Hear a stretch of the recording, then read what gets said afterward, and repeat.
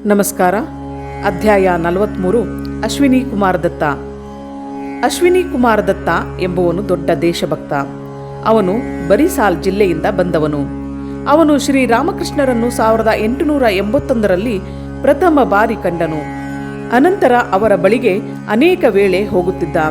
ಅವರ ವಿಷಯವಾಗಿ ಅವನು ಹೀಗೆ ಬರೆಯುತ್ತಾನೆ: 1881ರಲ್ಲಿ ಪೂಜಾ ರಜಾ ದಿನಗಳಲ್ಲಿ ನಾನು ಪ್ರಥಮ ಬಾರಿ ಶ್ರೀರಾಮಕೃಷ್ಣರನ್ನು ಕಂಡೆ. ನಾನು ದಕ್ಷಿಣೇಶ್ವರಕ್ಕೆ ಕಲ್ಕತ್ತೆಯಿಂದ ಒಂದು ದೋಣಿಯಲ್ಲಿ ಹೋದೆ. ದಕ್ಷಿಣೇಶ್ವರ ದೇವಸ್ಥಾನದ ಘಾಟಿನಲ್ಲಿ ಇಳಿದು ಶ್ರೀರಾಮಕೃಷ್ಣರು ಎಲ್ಲಿದ್ದಾರೆ ಎಂದು ಹತ್ತಿರ ಯಾರನ್ನೋ ಕೇಳಿದೆ. ಉತ್ತರ ವರಾಂಡದ ಹತ್ತಿರ ಕುಳಿತುಕೊಂಡಿದ್ದ ಒಬ್ಬರನ್ನು ತೋರಿ ಅವರೇ ಶ್ರೀರಾಮಕೃಷ್ಣರು ಎಂದರು. ಶ್ರೀರಾಮಕೃಷ್ಣರು ತಲೆದಿಂಬನ್ನು ಒರಗಿ ಕುಳಿತಿದ್ದರು. ಪಂಚೆಗೆ ಕರಿಯ ಅಂಚಿತ್ತು. ಅವರ ಪಕ್ಕದಲ್ಲೇ ರಾಜೇಂದ್ರ ಲಾಲ್ ಮಿತ್ರ ಎಂಬುವನು ಇದ್ದ. ಅವನು ಅನಂತರ ಬಂಗಾಳ ಸರ್ಕಾರದ ಅಸಿಸ್ಟೆಂಟ್ ಸೆಕ್ರೆಟರಿ ಆದ. ಸ್ವಲ್ಪ ದೂರದಲ್ಲಿ ಇನ್ನೂ ಕೆಲವು ಭಕ್ತರು ಕುಳಿತಿದ್ದರು.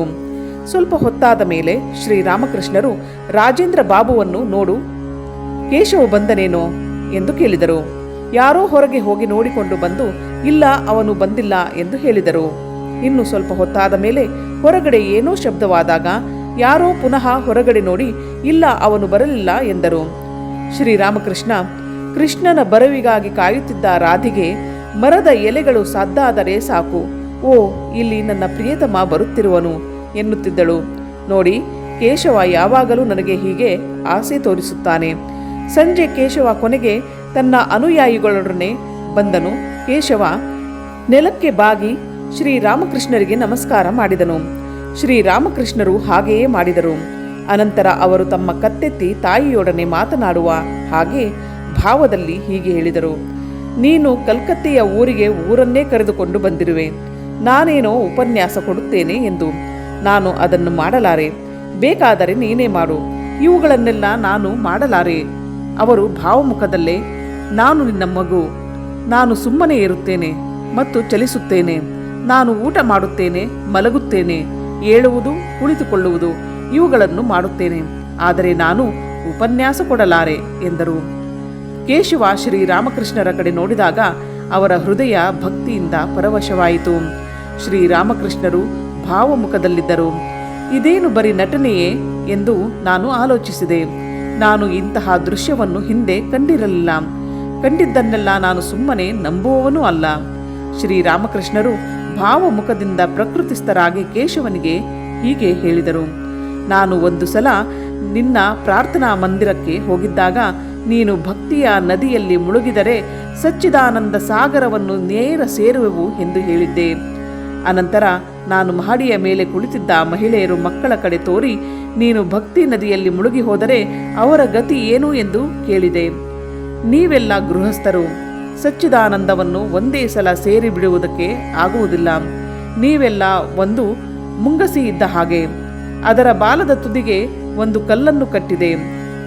ಅದರ ಹತ್ತಿರ ಯಾರಾದರೂ ಹೋದರೆ ಅದು ಅಂಜಿಕೆಯಿಂದ ಗೋಡೆಯಲ್ಲಿರುವ ಗೂಡಿನಲ್ಲಿ ಹೋಗಿ ಕುಳಿತುಕೊಳ್ಳುವುದು. ಆದರೆ ತುಂಬಾ ಹೊತ್ತು ಅಲ್ಲಿ ಕುಳಿತಿರಲಾರದು. ಬಾಲದ ತುದಿಯಲ್ಲಿ ಕಟ್ಟಿರುವ ಭಾರ ಅದನ್ನು ಹೊರಗೆ ಸೆಳೆಯುವುದು. ನೀವೇನೋ ಒಂದು ಸ್ವಲ್ಪ ಧ್ಯಾನ, ಜಪ ಮುಂತಾದವನ್ನು ಮಾಡಬಹುದು. ಆದರೆ ಹೆಂಡತಿ ಮಕ್ಕಳ ಭಾರ ನಿಮ್ಮನ್ನು ಕೆಳಗೆ ಸೆಳೆಯುವುದು. ನೀವೇನೋ ಭಕ್ತಿಯ ನದಿಯಲ್ಲಿ ಮುಳುಗಬಹುದು. ಆದರೆ ಪುನಃ ಮೇಲಕ್ಕೆ ಎದ್ದು ಬರಬೇಕು, ಮುಳುಗಬೇಕು, ಮೇಲೆದ್ದು ಬರಬೇಕು. ಒಂದೇ ಸಲ ಹೇಗೆ ಮುಳುಗುವುದಕ್ಕೆ ಸಾಧ್ಯ? ಕೇಶವ: ಏನು, ಗೃಹಸ್ಥರಿಗೆ ಭಗವತ್ ಸಾಕ್ಷಾತ್ಕಾರ ಸಾಧ್ಯವೇ ಇಲ್ಲವೇ? ಮಹರ್ಷಿ ದೇವೇಂದ್ರನಾಥ ಠಾಕೂರರನ್ನು ನೋಡಿ. ಶ್ರೀರಾಮಕೃಷ್ಣರು ಮೆಲ್ಲಗೆ ದೇವೇಂದ್ರನಾಥ ಠಾಕೂರ, ದೇವೇಂದ್ರನಾಥ ಠಾಕೂರ ಎಂದು ಹೇಳಿ ಅವನಿಗೆ ನಮಸ್ಕಾರ ಮಾಡಿದರು. ಅನಂತರ ಹೇಳಿದರು: ಅವರ ವಿಷಯ ಹೇಗಿದೆ ಗೊತ್ತೇ? ಅದಕ್ಕೆ ನಾನು ಒಂದು ಕಥೆಯನ್ನು ಹೇಳುತ್ತೇನೆ ಕೇಳಿ. ಒಬ್ಬ ಬಹಳ ವಿಜೃಂಭಣೆಯಿಂದ ದುರ್ಗಾ ಪೂಜೆಯನ್ನು ಮಾಡುತ್ತಿದ್ದ. ಬೆಳಗಿನಿಂದ ಸಾಯಂಕಾಲದವರೆಗೆ ಮೇಕೆಗಳನ್ನು ಬಲಿ ಕೊಡುತ್ತಿದ್ದ. ಆದರೆ ಸ್ವಲ್ಪ ವರ್ಷಗಳಾದ ಮೇಲೆ ಬಲಿ ಕೊಡುವ ಮೇಕೆಗಳು ಕಡಿಮೆಯಾದವು. ಯಾರೋ ಕೇಳಿದರು: ಈ ನಡುವೆ ನೀವು ಬಲಿ ಕೊಡುವ ಮೇಕೆಗಳ ಸಂಖ್ಯೆ ತುಂಬಾ ಕಡಿಮೆಯಾಗಿವೆ, ಏತಕ್ಕೆ ಎಂದು. ಅವನು, ಅಯ್ಯ, ಈಗ ನನ್ನ ಹಲ್ಲೆಲ್ಲ ಬಿದ್ದು ಹೋಗಿದೆ ಎಂದ. ಇನ್ನು ಮೇಲೆ ಮೇಕೆಗಳ ಮಾಂಸವನ್ನು ತಿನ್ನುವುದಕ್ಕೆ ಆಗದೇ ಇರುವುದರಿಂದ ಅವುಗಳನ್ನು ಬಲಿ ಕೊಡುವುದನ್ನು ಕಡಿಮೆ ಮಾಡಿದ್ದ.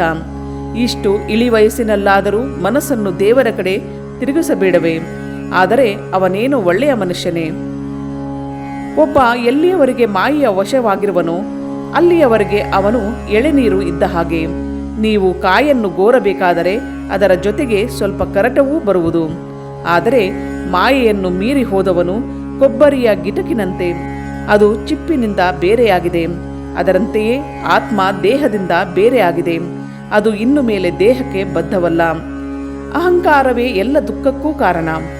ಈ ಹಾಳು ನಾನು ಎಂಬುದನ್ನು ನಿರ್ನಾಮ ಮಾಡುವುದಕ್ಕೆ ಆಗುವುದಿಲ್ಲ.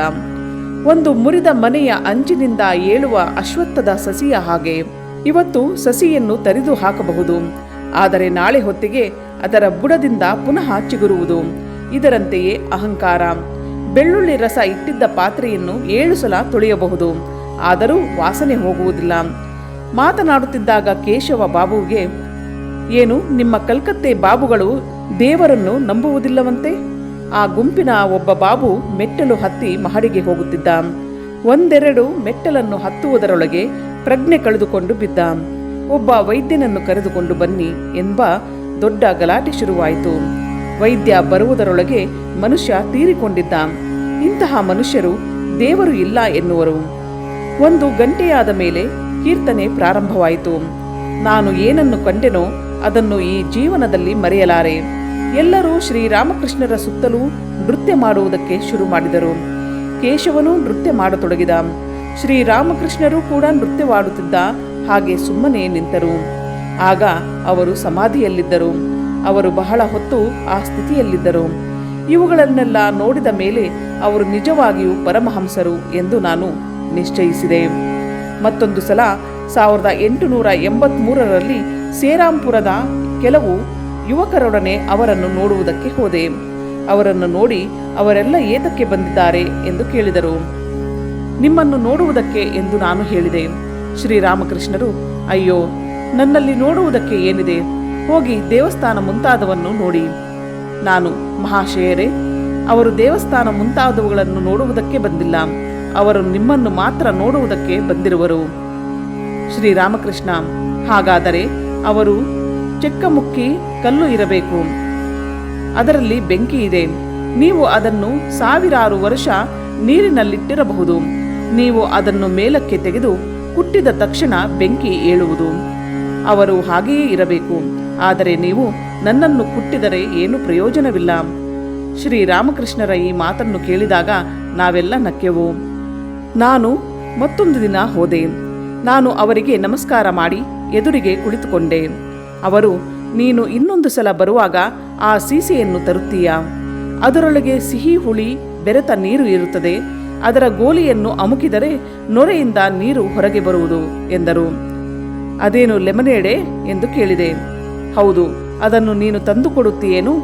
ನಾನು ಅವರಿಗೆ ಮತ್ತೊಂದು ದಿನ 1 ಬಾಟಲನ್ನು ತಂದುಕೊಟ್ಟೆ ಎಂದು ಕಾಣುವುದು. ಅಂದು ಅವರೊಬ್ಬರೇ ಇದ್ದರು. ಅವರಿಗೆ ಕೆಲವು ಪ್ರಶ್ನೆಗಳನ್ನು ಹಾಕಿದೆ. ನಾನು, ನೀವು ಜಾತಿ ಪದ್ಧತಿಯನ್ನು ಅನುಸರಿಸುತ್ತೀರೇನು? ಶ್ರೀರಾಮಕೃಷ್ಣ, ಅಷ್ಟೇನು ಹೇಳಿಕೊಳ್ಳುವಷ್ಟು ಇಲ್ಲ. ಕೇಶವನ ಮನೆಯಲ್ಲಿ ಕೊಟ್ಟ ಪಲ್ಯವನ್ನು ತಿಂದೆ. ಹಿಂದೆ ಒಮ್ಮೆ ಏನಾಯಿತು ಅದನ್ನು ಹೇಳುತ್ತೇನೆ ಕೇಳು. ಒಂದು ಸಲ ಒಬ್ಬ ದಾಡಿವಾಲ ಮಹಮ್ಮದೀಯ ಐಸ್ ಕ್ರೀಮ್ ಮಾರುವುದಕ್ಕೆ ತಂದ. ಆದರೆ ಅವನಿಂದ ನನಗೆ ತೆಗೆದುಕೊಳ್ಳುವುದಕ್ಕೆ ಮನಸ್ಸು ಬರಲಿಲ್ಲ. ಸ್ವಲ್ಪ ಹೊತ್ತಾದ ಮೇಲೆ ಅವನಿಂದಲೇ ಯಾರೋ ಕೊಂಡು ತಂದರು. ನಾನು ತಿಂದೆ. ಜಾತಿ ಪದ್ಧತಿಗಳು ತಮಗೆ ತಾವೇ ಬಿದ್ದು ಹೋಗುತ್ತವೆ. ತೆಂಗಿನ ಮರ ಬೆಳೆದು ಹೋದಂತೆ ಕೆಳಗಿನ ಗರಿಗಳು ತಮಗೆ ತಾವೇ ಬಿದ್ದು ಹೋಗುತ್ತವೆ. ಆದರೆ ಕೆಲವು ಸಮಾಜ ಸುಧಾರಕರು ಮಾಡುವಂತೆ ಅವುಗಳನ್ನು ಬಲಾತ್ಕಾರವಾಗಿ ಕಿತ್ತು ಹಾಕಬೇಡಿ. ಆಧ್ಯಾತ್ಮಿಕ ಜೀವನದಲ್ಲಿ ಬೆಳೆಯುತ್ತಾ ಹೋದಂತೆ ಅನವಶ್ಯಕವಾದುದು ಬಿದ್ದು ಹೋಗುವುದು. ಆದರೆ ಅನವಶ್ಯಕವಾದುದನ್ನು ಕಿತ್ತು ಬಿಟ್ಟರೆ ಆಧ್ಯಾತ್ಮಿಕ ಜೀವನದಲ್ಲಿ ಒಬ್ಬ ಮುಂದುವರಿದಿದ್ದಾನೆ ಎಂದು ಹೇಳುವುದಕ್ಕೆ ಆಗುವುದಿಲ್ಲ. ನಾನು, ಕೇಶವ ಹೇಗೆ ಎಂದು ಭಾವಿಸಿರುವಿರಿ? ಶ್ರೀರಾಮಕೃಷ್ಣ, ಅವನೊಬ್ಬ ಸಾಧು ಪುರುಷ. ನಾನು, ತ್ರೈಲೋಕ್ಯ ಬಾಬು ಹೇಗೆ? ಶ್ರೀರಾಮಕೃಷ್ಣ, ಅವನು ಒಳ್ಳೆಯ ಮನುಷ್ಯ ಮತ್ತು ಚೆನ್ನಾಗಿ ಹಾಡುತ್ತಾನೆ. ನಾನು, ಶಿವನಾಥ ಬಾಬು?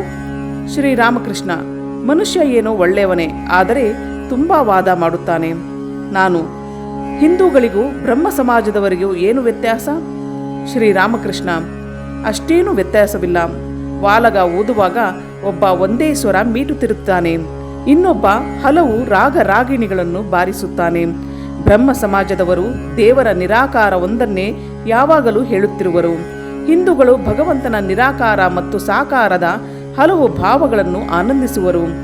ನಾನು ಬಾರಿ ಸಾಲಿನಲ್ಲಿರುವ ಅಚಲಾನಂದ ತೀರ್ಥಾವಧೂತನನ್ನು ಕಂಡಿರುವೆ ಎಂದೆ. ಶ್ರೀರಾಮಕೃಷ್ಣ, ಅವರು ಕೋಟಾರಿನ ರಾಮಕುಮಾರನಲ್ಲವೇ? ನಾನು, ಹೌದು. ಶ್ರೀರಾಮಕೃಷ್ಣ, ಏನು, ನೀನು ಅವನನ್ನು ಹೇಗೆ ಮೆಚ್ಚಿದೆ? ನಾನೇನೋ ಅವನನ್ನು ತುಂಬ ಮೆಚ್ಚಿದೆ. ಶ್ರೀರಾಮಕೃಷ್ಣ, ನಾನೋ ಅವನು, ಯಾರು ಇಷ್ಟ ನಿನಗೆ ಹೇಳು? ನಾನು, ನಿಮ್ಮ ಇಬ್ಬರಿಗೂ ಹೋಲಿಕೆಯಲ್ಲಿದೆ.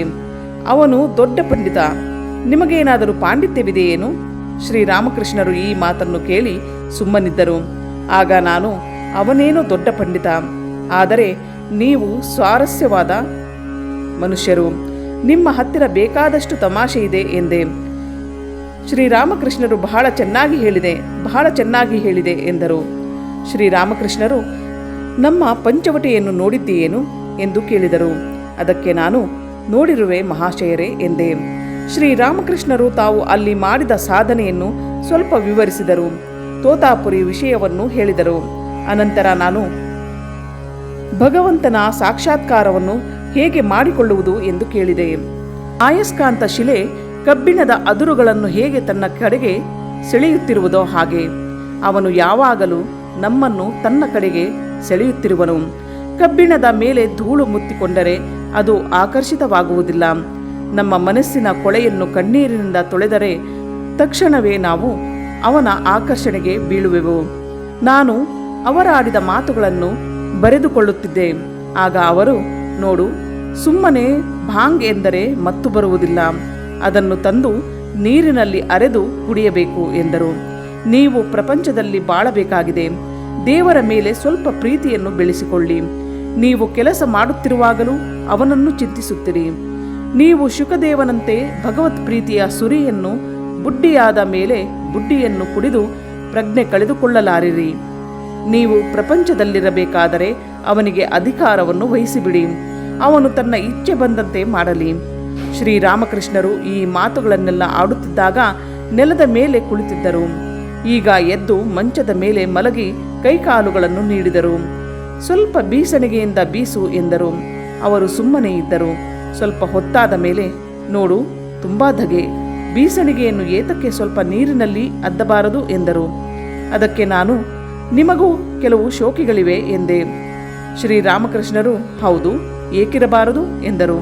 ನಾನು ಚೆನ್ನಾಗಿಯೇ ಅವರ ಬಯಕೆ ಈಡೇರಲಿ ಎಂದು ಬೀಸಣಿಗೆಯನ್ನು ನೀರಿನಲ್ಲಿ ಅದ್ದಿ ಅವರಿಗೆ ಬೀಸತೊಡಗಿದೆ. ಅಂದು ಅವರ ಸಾನ್ನಿಧ್ಯದಲ್ಲಿ ಅನುಭವಿಸಿದ ಆನಂದವನ್ನು ವರ್ಣಿಸಲಾರೆ. ನಾನು ಅವರನ್ನು ಕೊನೆ ಬಾರಿ 23ನೇ ಮೇ ತಿಂಗಳು 1885ರಲ್ಲಿ ನೋಡುವುದಕ್ಕೆ ಹೋಗಿದ್ದಾಗ ಆಗ ತಾನೇ ಪದವೀಧರರಾದ ನಮ್ಮ ಶಾಲೆಯ ಮುಖ್ಯ ಉಪಾಧ್ಯಾಯರು ಇದ್ದರು. ಅವರನ್ನು ಕಂಡ ತಕ್ಷಣವೇ ಶ್ರೀರಾಮಕೃಷ್ಣರು, ಅವನೊಳ್ಳೆ ಮನುಷ್ಯ, ಅವನನ್ನು ಎಲ್ಲಿ ಸಂಪಾದನೆ ಮಾಡಿದೆ ಎಂದು ಕೇಳಿದರು. ಅನಂತರ ನನಗೆ ಹೇಳಿದರು, ನೀನು ಲಾಯರ್, ಅಷ್ಟೊಂದು ಜಾಣ, ನನಗೆ ಸ್ವಲ್ಪ ಜಾಣತನ ಕೊಡ್ತೀಯಾ? ಸ್ವಲ್ಪ ದಿನಗಳ ಹಿಂದೆ ನಿಮ್ಮ ಅಪ್ಪ ಇಲ್ಲಿಗೆ ಬಂದಿದ್ದ. ಇಲ್ಲಿ 3 ದಿನಗಳನ್ನು ಕಳೆದ. ನಾನು, ಅವನು ನಿಮಗೆ ಹೇಗೆ ಕಂಡ? ಶ್ರೀರಾಮಕೃಷ್ಣ, ಒಳ್ಳೆಯ ಮನುಷ್ಯ, ಆದರೆ ಕೆಲವು ವೇಳೆ ತುಂಬ ಮಾತನಾಡುತ್ತಾನೆ. ನಾನು, ದಯವಿಟ್ಟು ಈ ಚಾಳಿಯಿಂದ ಅವನನ್ನು ಪಾರು ಮಾಡಿ, ಇನ್ನೊಮ್ಮೆ ನೀವು ಅವನನ್ನು ಕಂಡಾಗ ಎಂದೆ. ಶ್ರೀರಾಮಕೃಷ್ಣರು ಸುಮ್ಮನೆ ನಕ್ಕರು. ನನಗೆ ಏನಾದರೂ ಸ್ವಲ್ಪ ಬುದ್ಧಿವಾದ ಹೇಳಿ ಎಂದು ಕೇಳಿದೆ. ಅವರು, ನಿನಗೆ ಹೃದಯ ಗೊತ್ತೇ ಎಂದು ಕೇಳಿದರು. ಅದಕ್ಕೆ ನಾನು, ಏನು, ನಿಮ್ಮ ಅಳಿಯನೇ ಎಂದು ಕೇಳಿದೆ. ಅವನ ಹೆಸರು ಮಾತ್ರ ಗೊತ್ತಿದೆ, ಅವನನ್ನು ನಾನು ನೋಡಿಲ್ಲ ಎಂದೆ. ಶ್ರೀರಾಮಕೃಷ್ಣ, ಹೃದಯ ನನಗೆ ಹೇಳುತ್ತಿದ್ದ, ಮಾವ, ಒಂದೇ ದಿನದಲ್ಲಿ ನಿಮ್ಮ ಬೋಧನೆಯನ್ನೆಲ್ಲ ಖರ್ಚು ಮಾಡಬೇಡಿ, ಪದೇ ಪದೇ ನೀವು ಏತಕ್ಕೆ ಹೇಳಿದ್ದನ್ನೇ ಹೇಳುತ್ತಿರುವುದು ಎನ್ನುತ್ತಿದ್ದ. ಅದಕ್ಕೆ ನಾನು, ನಿನಗೇನೋ ಅದರಿಂದ, ಇವುಗಳೆಲ್ಲ ನನ್ನ ಮಾತುಗಳು, ನಾನು ಅದನ್ನು 1,00,000 ಬಾರಿ ಬೇಕಾದರೂ ಹೇಳುತ್ತೇನೆ ಎನ್ನುತ್ತಿದ್ದೆ. ಆಗ ಅವನು ಸುಮ್ಮನಾಗುತ್ತಿದ್ದ.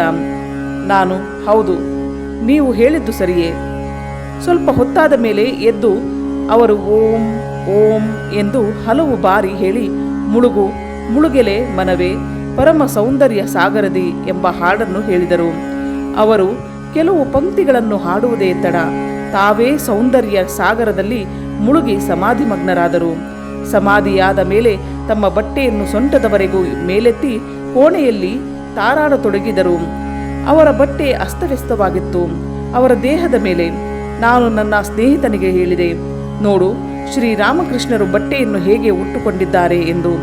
ಸ್ವಲ್ಪ ಹೊತ್ತಾದ ಮೇಲೆ ಬಟ್ಟೆಯನ್ನು ಇದೊಂದು ಅನಿಷ್ಟ ಎಂದು ಆಚೆಗೆ ಎಸೆದರು.